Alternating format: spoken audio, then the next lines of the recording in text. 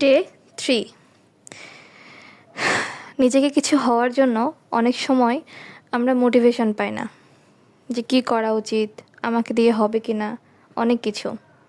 কিন্তু তোমাকে কেউ মোটিভেট না করলেও আমরা সবাই জানি আমরা সৃষ্টির সেরা জীব। আমাদের রব আমাদের সর্বোত্তমভাবে তৈরি করেছে। তো আমরা চাইলে সব কিছু করতে পারি। নিজেকে মোটিভেট করো।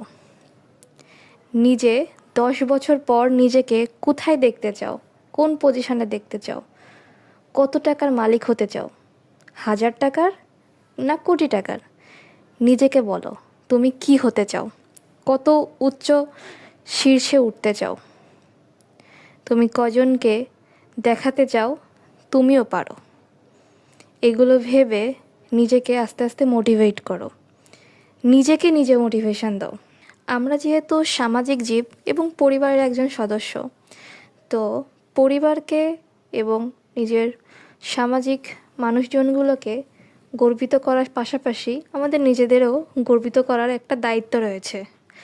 তো আমাদের উচিত সকলের জন্য কাজ করা এবং সকলের কথা মাথায় রেখে নিজেকে মোটিভেট করা। আর যদি আশেপাশে কেউ আপনাকে মোটিভেট করে থাকে, সেটা আপনার বাড়তি পাওনা।